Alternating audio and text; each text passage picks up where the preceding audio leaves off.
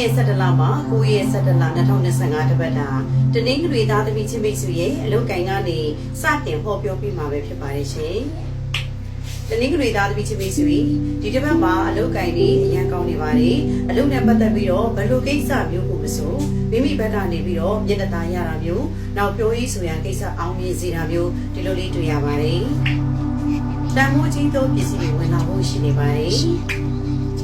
မိတ်ဆွေပေါင်းတဲ့နဲ့ပတ်သက်ပြီးတော့အကူအညီကောင်းတွေအထောက်ပံ့ကောင်းတွေရရှိစေတဲ့အပြင်မိတ်ဆွေပေါင်းတဲ့တွေနဲ့အတူခရီးသွားတာမျိုးလေးကြုံရဖို့ရှိနေပါတယ်။အိမ်နဲ့ပတ်သက်တဲ့ကိစ္စရပ်တွေစကားပြောဆိုရမယ်ဒီလိုပြောမှဆိုရတယ်ဆိုတာကောင်းသောပြောဆိုရခြင်းလို့တွေ့ရပါတယ်။ဆွေမျိုးသားချင်းတွေစီမှတရင်ကောင်းတွေကြားရမယ်ဆွေမျိုးသားချင်းတွေကြားနေအကြံဉာဏ်ကောင်းတွေရရှိစေမယ်လို့တွေ့ရပါတယ်။ရန်အန်ဒီရဲ့တိုက်ခိုက်လုံးဝမရှိရဲ့ပြီးချစ်သူခေသူပုံများလာမဲ့တပတ်တောင်လို့လည်းမြင်ပါတယ်။အခြေအနေနဲ့ပတ်သက်ရင်တော့မိမိချစ်သူကမိမိပေါ်မှာထင်မြင်လွဲတာတန်တရားရှိတာကိုခံရတတ်ပါတယ်။အိမ်တော်ကြီးနဲ့ပတ်သက်ရင်တော့အေးချမ်းသာယာမဲ့အိမ်တော်ကြီးလို့တွေ့ရပါတယ်။ကျမ်းမာရေးနဲ့ပတ်သက်ရင်တော့ဂရုစိုက်ပါအဓိကဖြစ်ပျက်တဲ့ဝေဒနာလေးဟာခါးကြိုက်တာနောက်အကျိုးအရင်တက်တာဒါတွေကိုဂရုစိုက်စီချင်ပါတယ်။အေးချမ်းမှုငြိမ်းချမ်းမှုတော့မရှိသေးဘူး။ဘာကြောင့်လဲဆိုတော့ပိုဒီဘာလေးပဲလိုပါ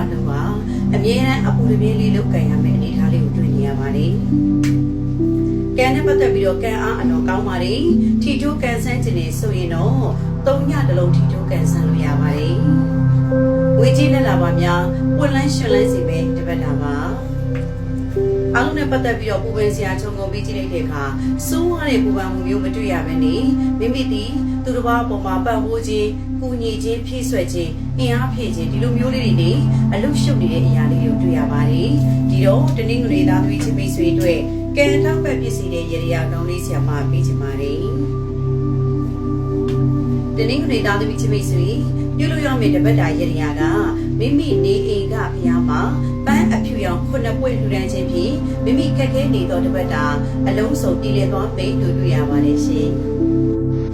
မင်္ဂလာပါရှင်3ရက်17လမှာ9ရက်17လတပတ်တာတနင်္လာသားသမီးချင်းမိတ်ဆွေအလုတ်ကိုင်ကနေစတင်ဟောပြောပြပါမယ်ဖြစ်ပါတယ်ရှင်တနင်္လာသားသမီးချင်းမိတ်ဆွေဒီတစ်ပတ်မှာအလုတ်နဲ့ပတ်သက်ပြီးတော့ပြောဆိုရခက်ခဲစီတဲ့ကိစ္စရပ်တွေကြုံရတဲ့အလုတ်မှာစာချုပ်စာတမ်းနဲ့ပတ်သက်တာရှိရင်ပြဿနာတက်ဖို့ရှိနေပါတယ်ဒါကြောင့်ပြုဆိုင်ပါနော်တံမိုးကြီးသောပစ္စည်းတွေဝင်လာဖို့တွေ့ရပါတယ်မိတ်ဆွေအပေါင်းအသင်းဆရာသမားတွေရဲ့ကူညီမဆာမှုထောက်ပံ့မှုတွေရဖို့ရှိနေပါတယ်အိမ်နဲ့ပတ်သက်တဲ့ကိစ္စရပ်တွေအဆင်မပြေဖြစ်တတ်တဲ့အပြင်စကားများတာပြဿနာတွေဖြစ်တာကြုံရတတ်ပါတယ်ရန်အနေတိုက်ခိုက်ရှိပါတယ်ကျူးဆိုင်ပါနော်အထူးသဖြင့်ယောက်ျားသားအမျိုးသမီးဆိုတဲ့နေရာမှာယောက်ျားသားတွေနဲ့ပတ်သက်ပြီးတော့ပြဿနာမရှိဘဲနဲ့အမျိုးသမီးတွေနဲ့ပတ်သက်ပြီးတော့ပြဿနာရှိပါတယ်ဒါကိုကျူးဆိုင်ပါနော်အခြေအနေနဲ့ပတ်သက်ပြီးတော့အလိညာတွေခံရတတ်တယ်ဒါကြောင့်ဘသူ့ကိုမှမယုံကြည်ပါနဲ့ချစ်သူရှိနေပြီဆိုရင်လည်းမိမိချစ်သူအပေါ်မှာမိမိဒီအမြဲတမ်းလိတာအကဲဖြတ်စီချင်ပါတယ်အိမ်တော်ကြီးနဲ့ပတ်သက်ပြီးဆိုရင်တော့မိမိအိမ်တော်ဘက်ရဲ့ကျမ်းမာရေးကြောင့်စိတ်ညစ်ရတာစိတ်ရှုပ်ရတာတွေကြုံရတတ်ပါတယ်ကျမ်းမာရေးနဲ့ပတ်သက်ပြီးတော့ဂိမ်းဆိုင်ပါကျမ်းမာရေးကဖြစ်လိုက်ပြီဆိုရင်အမြဲတမ်းဒီအောက်ပိုင်းနဲ့ပတ်သက်ပြီးတော့ဝေဒနာတွေခံစားရမှာပဲဖြစ်ပါတယ်ကြိုက်ခဲမဲနာကျင်မဲအောက်မဲဒါလေးကိုသတိထားပါနော်အေးချမ်းမှုငြိမ်းချမ်းမှုရောက်ရှိလာမဲ့တပတ်တာလို့တွေ့ရပါတယ်။ဒါအပြင်အလှလေးတွေလည်းမကြာခဏလှုပ်ဖြစ်မယ်လို့လည်းတွေ့ရပါတယ်။ကဲနဲ့ပတ်သက်ရင်တော့အားနေပါတယ်။သို့ပေမဲ့မဖြစ်မနေထီတိုးကန်ဆန်းခြင်းနဲ့ဆိုရင်တော့ခုနှစ်တလုံးထီတိုးကန်ဆန်းလို့ရပါတယ်။ငွေကြီးနဲ့ပတ်သက်ပြီးတော့ကိုရဆရာရှိတဲ့ငွေကြီးတွေခက်ခဲမယ်ကြံ့ကြာမယ်ကိုပေးရင်ရှိတဲ့ငွေကြီးနဲ့ပတ်သက်ပြီးတော့လေကိုမှအဆင်မပြေမှုလေးတွေကြုံရတာဖြစ်တဲ့အတွက်ကြောင့်ရက်ရွှေ့ရတာမျိုးကြုံရတတ်ပါတယ်။အားလုံးနဲ့ပတ်သက်ပြီးတော့ပူပန်စရာကြုံလို့ပြီးကြည့်လိုက်တဲ့အခါစိုးဝါးတဲ့ပူပန်မှုမျိုးတော့မတွေ့ရဘူး။ဒါပေမဲ့ဘယ်ရာလေးပဲဖြစ်ဖြစ်မိမိပြောရေးဆိုရာကိစ္စဝဝမှာမိမိဒီပြောခွင့်ဆိုခွင့်ဒါမဲ့တပတ်တာလို့တွေ့ရပါတယ်။ဒါကြောင့်တနင်္လာသားသမီးချင်းမိတ်ဆွေတွေကံထောက်ပံ့ဖြစ်စီတဲ့ရေရာကောင်းလေးဆရာမပေးချင်ပါတယ်။တနင်္လာသားသမီးချင်းမိတ်ဆွေပြုလို့ဆောင်ရွက်ရမယ့်ရေရာကလေးငယ်တဲ့ကိုဗလာစာအုပ်သုံးဖို့တူတဲ့ချင်းဖြင့်မိမိခက်ခဲနေသောတပတ်တာအလုံးစုံပြည်လည်သွားမေးလို့တွေ့ရပါတယ်ရှင်။ မင်္ဂလာပါရှင်3ရက်17လမှာ9ရက်17လ2025တပတ်တာအင်္ဂါသားသမီးချင်းမိတ်ဆွေရဲ့အလုပ်ကိုင်ကနေစတင်ဟောပြောပြပါမယ်ဖြစ်ပါတယ်ရှင်အင်္ဂါသားသမီးချင်းမိတ်ဆွေအလုပ်ကိုင်ရန်ကောင်းပါတယ်အလုပ်မရသေးတဲ့သူဆိုရင်အလုပ်ချင်းတွေပေါင်းမိမိလိုချင်သောနေရာကိုရရှိစေမယ်လို့တွေ့ရပါတယ်တန်ဖိုးကြီးသောပစ္စည်းဝင်လာလို့ရှိနေပါတယ်မိတ်ဆွေပေါင်းတဲ့ပတ်သက်ပြီးတော့မိတ်ဆွေပေါင်းတဲ့တွေကိုလိုအပ်လို့ကိုအောင်အကူကြီးတောင်းနေဒါပေမဲ့မိတ်ဆွေတွေဘက်ကမိမိကိုအကူကြီးမပေးနိုင်တာမျိုးလေးကြုံရတတ်ပါတယ်အိမ်နဲ့ပတ်သက်သောကိစ္စတွေများအဆင်ပြေပါလိမ့်မယ်အိမ်ကိစ္စစကားပြောဆိုတဲ့အခါမှာမိမိဘက်ကပိုင်ပိုင်နိုင်နိုင်နဲ့ပြောဆိုနိုင်တဲ့ကိစ္စတွေကြုံတွေ့ရမှာပဲဖြစ်ပါတယ်ဆွေမျိုးသားချင်းနဲ့ပတ်သက်ပြီးတော့စိတ်မကောင်းစရာသတင်းတွေကြားတတ်ပါတယ်စိတ်ရှုပ်စရာမျိုးလေးတစ်ခုကြုံရတတ်ပါတယ်ရန်အန်ဒီလုံးဝမရှိတဲ့ပြင်ချစ်သူခင်သူပိုးများလာမဲ့တပတ်တာလို့တွေ့ရပါတယ်။အခြေအနေနဲ့ပတ်သက်ပြီးတော့အေးချမ်းနေမယ်ငြိမ်းချမ်းနေမယ်အိမ်တော်ကြီးနဲ့ပတ်သက်ရင်တော့အလှူတွေနဲ့အလုပ်ရှုပ်နေရတာမျိုးတွေကြုံရတတ်ပါတယ်။ကျမကြီးနဲ့ပတ်သက်ရင်တော့ချူချပါနဲ့ဒီလိုစိတ်ပါနော်။ကျမကြီးနဲ့ပတ်သက်ပြီးဆိုရင်အမြဲတမ်းခေါင်းတွေမူးနေတာမကြည်မသာဖြစ်နေတာနောက်ပြီးတော့ပြုတ်အံကျန်တာမျိုးတွေဖြစ်တတ်ပါတယ်။အေးချမ်းမှုငြိမ်းချမ်းမှုရောက်ရှိလာမဲ့တပတ်တာလို့တွေ့ရပါတယ်။မိမိဒီကိုကဘာလေးပဲလှုပ်လိုက်ကိုလှုပ်လိုက်တဲ့အရာလေးတွေမှာချက်ကန်းဆန်ဦးလို့ဆိုတဲ့စကားလေးတိုင်းပဲကိုလှုပ်လိုက်တဲ့အရာလေးတွေစောစောရအဆင်ပြေသွားတဲ့နမိတ်ကလေးတွေကိုတွေ့ရမှာပဲဖြစ်ပါတယ်။ကံနဲ့ပတ်သက်ပြီးတော့ကံကအလုံးကောင်းပါတယ်။ထီထိုးကန်ဆန်းခြင်းနေဆိုရင်တော့၅လုံးထီထိုးကန်ဆန်းလို့ရပါတယ်။ဝေကြီးလက်လာပါများရှင်လန်းပွန်လန်းစီမဲ့တပတ်တာလို့မြင်ပါတယ်။အားလုံးနဲ့ပတ်သက်ပြီးတော့ပူပန်စရာကြုံလို့ပြီးကြည့်လိုက်တဲ့အခါစိုးဝါးတဲ့ပူပန်မှုမျိုးလုံးဝမတွေ့ရတဲ့အပြင်မိမိကိုယ်တိုင်ကိုအလုပ်လုပ်တဲ့အခါနောက်ကိုပြောဆိုတဲ့အခါအရာရာမှာအမြဲတမ်းအပေါင်းအသင်းဝင်ဆန့်ပြီးတော့ပိုင်ပိုင်နိုင်နိုင်ပြောဆိုနေတဲ့အရာလေးတွေ့ရမှာပဲဖြစ်ပါတယ်။အင်္ဂါသားသမီးချစ်ပိတ်ဆွေတွေကံထောက်ပံ့ပစ္စည်းတွေရေရာကောင်းလေးဆရာမပေးချင်ပါတယ်။အင်္ဂါသားသမီးချစ်ပိတ်ဆွေအိမ်ဖျားမှာတတိသုံးမျိုးနဲ့ချင်းဖြင့်မိမိခက်ခဲနေသောတပတ်တာအလုံးစုံပြည်လည်သွားပြီလို့တွေ့ရပါတယ်ရှင်။မင်္ဂလာပါရှင်။3ရက်17လမှာ9ရက်17လ2025တပတ်တာဗုဒ္ဓဟူးသားသမီးချင်းမိတ်ဆွေရဲ့လုပ်ကိုင်ကနေစတင်ဟောပြောပြမှာပဲဖြစ်ပါတယ်ရှင်။ဗုဒ္ဓဟူးသားသမီးချင်းမိတ်ဆွေအလုပ်ကိုင်ရန်ကောင်းနေပါတယ်။သူတော်ကောင်းတွေနဲ့လည်းတွေ့မယ်။ပြောရေးဆိုရာကိစ္စလည်းဆင်ပြေအောင်မြင်စီမဲ့ထင်ပါပါတယ်။တမိုးကြီးသောပစ္စည်းတွေထွက်တတ်ပါတယ်ပြုစိတ်ပါနော်။မိတ်ဆွေပေါင်းတဲ့ပတ်သက်ပြီးတော့အထင်မြင်လွဲပါစရာလေးကြုံရတတ်ပါတယ်မိမိပေါ်မှာတန်တရားရှိရလည်းခံရတတ်ပါတယ်အိမ်ကိစ္စတွေကဒငယ်ကိစ္စတွေစီစဉ်တဲ့အခါအစီပြေပေချုံးဝင်ပေအောင်မြင်စီပေတို့တော်မိမိတို့အရန်ပင်ပန်းပါလိမ့်မယ်ဆွေမျိုးသားချင်းစီမှာအကူအညီကောင်းလေးတွေထောက်ပံ့ကောင်းလေးတွေရဖို့ရှိနေပါတယ်ရန်အဒီတိုက်ခိုက်ရှိတဲ့သတိထားပါမိမိအပေါ်မှာတပုတ်လေးတွေပြောဆိုတာနာမည်ဖြတ်တာခံရတဲ့သတိထားပါနော်ချီနဲ့ပတ်သက်ပြီးတော့မိမိချစ်သူနဲ့မိမိနဲ့လမ်းခွဲရတဲ့အစီအတီပြဿနာတွေကြုံရတတ်ပါတယ်ဒါတွေဟာကြောင်းဝင်နောက်ဆက်မှုကြောင့်ဖြစ်တတ်ပါတယ်အိမ်တော်ကြီးနဲ့ပတ်သက်ရင်တော့အောက်လက်ငယ်သားတောင်းသမီးတွေအတွက်ပူပန်နေရတာမျိုးတွေကြုံရမှာဖြစ်ပါတယ်ကျမ်းမာရေးနဲ့ပတ်သက်ရင်တော့ပြုဆိုင်ပါမိမိခံစားမဲ့ယောဂဝေဒနာဟာအမြဲတမ်းအစာအိမ်အောင့်တာအစာအိမ်အချင်းပေါက်တာဒါလေးတွေကိုသတိထားပါနော်အေးချမ်းမှုငြိမ်းချမ်းမှုမရှိသေးဘူးမိမိကိုအလိမ်ညာတွေခံရတတ်တယ်ဒါလေးကိုတော့သတိထားပေးပါနော်ကံနဲ့ပတ်သက်ပြီးတော့အားနေပါလေမဖြစ်မနေထီထိုးကန်ဆန်းခြင်းနေဆိုရင်တော့3ညတလုံးထီထိုးကန်ဆန်းလို့ရပါတယ်ဝေးကြီးနဲ့ပတ်သက်ပြီးတော့မိမိပြောရေးဆိုရာကိစ္စအခက်အခဲလေးတွေကြုံရမှာပဲဖြစ်တယ်တို့ပေမဲ့တပတ်လုံးမှာမိမိဒီ3ရက်နေ့ကနေပြီးတော့6ရက်နေ့တော်တဲ့မှာဝေးကြီးကိစ္စအဆင်မပြေဖြစ်တတ်တယ်သို့တော့နောက်ပိုင်းမှာဝေးကြီးကိစ္စလည်းပတ်မယ်လို့တွေ့ရပါတယ်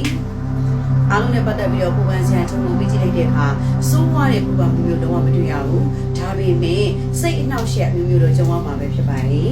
်ပြီးတော့ဘုံတော်သားသမီးချင်းမိတ်ဆွေတွေကံထောက်ပံ့ဖြစ်စေတဲ့ရေရာကောင်းလေးဆရာမပေးချင်ပါတယ်ဘုံတော်သားသမီးချင်းမိတ်ဆွေပြုလုပ်ဆောင်ရမယ့်တပတ်တာရေရာက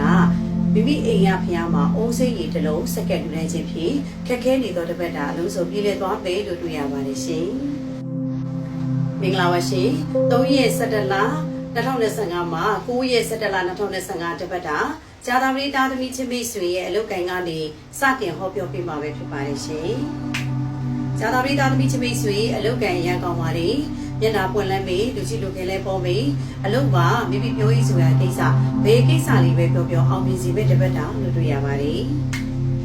တန်မိုးကြီးတော့ပစ္စည်းတော့ထွက်တတ်တယ်ဒါကလေတစ်ခုကိုထွက်ပြီးတော့နှစ်ခုကိုဝယ်မှာမို့လို့တန်မိုးကြီးပစ္စည်းရဲ့အထွက်ပြတာဖြစ်ပါလိမ့်မယ်မိတ်ဆွေပေါင်းသင်းတွေရဲ့အကူအညီထောက်ပံ့ကောင်းတွေရဖို့ရှိနေပါတယ်အိမ်နဲ့ပတ်သက်တဲ့ကိစ္စရပ်တွေအဆင်ပြေပါလိမ့်မယ်ဆွေမျိုးသားချင်းနဲ့ပတ်သက်ရင်တော့စိတ်ညစ်စရာစိတ်ရှုပ်စရာတွေတစ်ခုပြီးတစ်ခုကြုံရမှာပဲဖြစ်ပါတယ်ဆိုးရတဲ့ရန်အန်ဒီရဲ့လုံးဝမတွေ့ရပါဘူးရှင်အခြေအနေနဲ့ပတ်သက်ပြီးတော့အလိမ့်လေခံတဲ့အိမ်တော်ကြီးနဲ့ပတ်သက်ရင်တော့မိမိအိမ်တော်ဘက်အပေါ်မှာစိတ်တိုင်းပြကြမှုတွေကြုံရတတ်ပါတယ်ကျမကြီးနဲ့ပတ်သက်ရင်တော့ view ဆိုင်ပါဖြစ်လိုက်ရင်လေထုလေအောက်လေနာတာမျိုးတွေ view ဆိုင်စီချင်ပါတယ်အေးချမ်းမှုငြိမ်းချမ်းမှုရောက်ရှိလာမယ့်တစ်ပတ်တောင်လို့တွေ့ရပါတယ်ကံနဲ့ပတ်သက်ပြီးတော့ကံအလောကောင်းပါတယ်ထီထိုးကန်ဆန်းခြင်းနဲ့ဆိုရင်တော့နှစ်တလုံးထီထိုးကန်ဆန်းလို့ရပါတယ်ငွေကြီးနဲ့ပတ်သက်ပြီးတော့ငွေရအလှလို့ဆိုတဲ့နမိတ်လေးကိုတွေ့ရပါတယ်ရှင်အောင်နဲ့ပတ်သက်ပြီးတော့ပူပန်စရာချုံကိုပေးကြည့်လိုက်တဲ့အခါစိုးဝါးတဲ့ပူပန်မှုမျိုးလုံးဝမတွေ့ရတဲ့အပြင်ဒီတစ်ပတ်ထဲမှာကိုယ်ကံကြီးနေနာမည်ပုံတည်းကြော်စိုးပါလိမ့်မယ်လို့တွေ့ရပါတယ်ဒီတော့ဇာတာပရိသတ်သမီးချင်းမိတ်ဆွေတွေကံတောက်ပတ်ပစ္စည်းတွေရေရာကောင်းလေးပေးချင်ပါတယ်ဇာတာပရိသတ်သမီးချင်းမိတ်ဆွေပြုလုပ်ဆောင်ရမယ့်ရေရာကရေတက်ကိုလည်းများလုပ်ပေးပါဥပမာအချူရည်တူတာမျိုးနောက်ရေတက်တူတာမျိုးရေနဲ့ပတ်သက်တဲ့ရေရွက်ပစ္စည်းမှန်သမျှမိမိကြိုက်တဲ့ရအောင်လူရန်ချင်းဖြင့်တပတ်တာကံကောင်းခြင်းတွေရရှိစီမှာဖြစ်ပါရဲ့ရှင်မင်္ဂလာပါရှင်3ရက်17လ2025မှာ9ရက်17လ2025တပတ်တာတောက်ကြသားသမီးချင်းမိတ်ဆွေရဲ့အလုပ်ကိုင်ကစတင်ဟောပြောပြပါမယ်ဖြစ်ပါရဲ့ရှင်တောက်ကြသားသမီးချင်းမိတ်ဆွေအလုပ်ကိုင်ရန်ကောင်းနေပါတယ်အလုပ်နဲ့ပတ်သက်ပြီးတော့အခွင့်အရေးတွေရရှိစီမယ်တပတ်တာလို့တွေ့ရပါတယ်တန်မိုးကြီးတော့ပစ္စည်းထွက်တတ်ပါတယ်ယူဆိုင်ပါနော်မိတ်ဆွေပေါင်းသင်းတွေပတ်သက်ပြီးတော့အကူအညီကောင်းတွေထောက်ပံ့ကောင်းတွေရရှိစီမယ်တပတ်တာပါအိမ်နဲ့ပတ်သက်ပြီးတော့အိမ်ကိစ္စတွေအဆင်ပြေပါလိမ့်မယ်အိမ်ကအကြီးကဲသူတွေရဲ့အကူအညီကောင်းထောက်ပံ့ကောင်းတွေလည်းရဖို့ရှိနေပါတယ်ဆွေမျိုးသားချင်းနဲ့ပတ်သက်ရင်တော့စိတ်ညစ်စရာတစ်ခုပြီးတစ်ခုကြုံရမှာပဲဖြစ်ပါတယ်ရန်အရီတက်ခက်ရှိတဲ့တတိထားပါနော်အခြေအနေနဲ့ပတ်သက်ပြီးတော့ချစ်သူနဲ့ဆက်သွယ်မရတာမျိုးလေးကြောင်းတတ်တယ်အိမ်တော်ကြီးနဲ့ပတ်သက်ရင်တော့မိမိအိမ်တော်ဘက်ရဲ့ဝေးကြီးကိစ္စတွေကြောင့်ကောင်းရှုပ်နေရတာမျိုးကြောင်းတတ်ပါတယ်ကျမကြီးနဲ့ပတ်သက်ရင်တော့ဆူချူလုံးဝမရှိပါလို့ရှိအေးချမ်းမှုငြိမ်းချမ်းမှုမရှိသေးဘူးဘာကြောင့်လဲဆိုတော့မိမိဒီဘာလေးပဲဖြစ်ဖြစ်အပူတပြင်းနဲ့လုပ်နေရတာမျိုးလေးကြောင်းတတ်ပါတယ်ကံနဲ့ပတ်သက်ရင်တော့ကံအားအလွန်ကောင်းပါတယ်ထီထိုးကန်ဆန်းခြင်းနဲ့ဆိုရင်တော့လေးတလုံးထီထိုးကန်ဆန်းလို့ရပါတယ်ငွေကြီးတက်လာပါတယ်ပွင့်လန်းရှင်လန်းလေးစီပြီးတော့အလှူတွေများစွာပြုလုပ်ဆောင်ရမယ်တပတ်တာပါအားလုံးနဲ့ပတ်သက်ပြီးတော့ပူပန်စရာခြုံငုံပြီးကြည့်လိုက်ရင်ကြီးကဲသူတွေအတွက်ကျမ်းမာရေးကြောင့်ပူပန်ရတာမျိုးကြုံရတတ်ပါတယ်ဒီတော့တောက်ကြသားမျိုးချင်းမိတ်ဆွေအတွက်တပတ်တာကံတောင်းပတ်ပစ္စည်းတွေရေရာကောင်းလေးပေးချင်ပါတယ်တောက်ကြသားသမီးချင်းမိတ်ဆွေပြုလုပ်ဆောင်ရမယ့်တပတ်တာရေရာကမိမိနေအိမ်ကဘုရားမှာနွားလို့သုံးခွက်လူတိုင်းချင်းဖြင့်ခက်ခဲနေသောတပတ်တာအလုံးစုံပြည်လဲသွားမေးလို့တွေ့ရပါတယ်ရှင်မင်္ဂလာပါရှင်3ရက်17လ2025မှာ9ရက်17လ2025တပတ်တာစနေသားသမီးချင်းမိတ်ဆွေရဲ့အလုပ်ကိုင်ကနေစတင်ဟောပြောပေးမှာဖြစ်ပါတယ်ရှင်စနေသားသမီးချင်းမိတ်ဆွေအလုပ်ကိစ္စနဲ့ပတ်သက်ပြီးတော့မပြီးပြတ်တာအလုပ်နဲ့ပတ်သက်ပြီးတော့စိတ်ညစ်စေရတာဒါလေးကြုံရမှာပဲဖြစ်ပါတယ်တန်မိုးကြီးတော့ပစ္စည်းဝင်လာဖို့ရှိနေပါတယ်မိတ်ဆွေပေါင်းတဲ့ပတ်သက်ပြီးတော့ထင်မြင်လွဲမှားစရာကိစ္စရပ်တွေကြုံရမှာပဲဖြစ်ပါတယ်အိမ်နဲ့ပတ်သက်တဲ့ကိစ္စရပ်တွေအရန်ကောင်းနေတယ်အိမ်ကိစ္စနဲ့ပတ်သက်ရင်သတင်းကောင်းတွေကြားရတတ်ပါတယ်ဆွေမျိုးသားချင်းနဲ့ပတ်သက်ပြီးတော့စိတ်ညစ်စရာစိတ်ရှုပ်စရာတွေတစ်ခုပြီးတစ်ခုကြုံရတတ်ပါတယ်အောက်နဲ့ငယ်သားအတွက်ပူပန်ရတာမျိုးလေးကြုံရတတ်ပါတယ်ရန်အနီရဲ့တိုက်ခိုက်ဆူဆူဝါမရှိပါဘူးရှင်အခြေအနေနဲ့ပတ်သက်ပြီးတော့မိမိချစ်သူအပေါ်မှာစိတ်ကုန်စိတ်ပြတ်သွားတာမျိုးကြုံရတတ်တယ်အိမ်တော်ကြီးနဲ့ပတ်သက်ရင်အိမ်တော်ကြီးမှာလက်ချက်ချက်ဆိုလို့စကားတွေများနေရမှာပဲဖြစ်ပါတယ်ကျမကြီးနဲ့ပတ်သက်ရင်တော့ဆူချူလုံးဝမရှိပါဘူးရှင်အေးချမ်းမှုငြိမ်းချမ်းမှုမတွေ့ရသေးဘူး။ဘာကြောင့်လဲဆိုတော့အလုပ်ကိစ္စတွေအဆင်မပြေတဲ့အခါစိတ်တိုင်းမကျတဲ့အခါမှာအေးချမ်းသေးလို့တွေ့ရပါတယ်။ကံနဲ့ပတ်သက်ပြီးတော့ကံအားကောင်းနေတယ်ထီထိုးကန်ဆန်းခြင်းနဲ့ဆိုရင်တော့ပိုးတလုံးထီထိုးကန်ဆန်းလို့ရပါတယ်။ဝေးခြင်းနဲ့ပတ်သက်ပြီးတော့အတိုက်ခံလေးတွေစကားပြောရတာမျိုးကြုံရတတ်တယ်။အားလုံးနဲ့ပတ်သက်ပြီးတော့ပူပန်စရာချုံငုံပြီးကြည့်လိုက်တဲ့အခါမိမိဒီတပတ်တာလုံးမှာမောပန်းနွမ်းနေပြီမဲ့လေကို့တွေ့ကိုပြောလိုက်တဲ့ကိစ္စရဲ့ကလေးကြောင့်မို့လို့အဆင်ပြေစေမယ့်အရာလေးတွေတွေ့ရပါတယ်ဒီတော့စနေသားသမီးချင်းမိတ်ဆွေတွေက ကံတောင်းပတ်ဖြစ်စီတဲ့ရရာကောင်းလေးပြီးချင်ပါလေစနေသားသမီးချင်းမိတ်ဆွေဒီတစ်ပတ်မှာခွေးစာများများချွေးပါယခုလိုခွေးစာဒါနပြုရင်းနဲ့မိမိခက်ခဲနေသောတစ်ပတ်တာအလုံးစုံပြည်လဲသွားမယ်လို့တွေ့ရပါတယ်ရှင်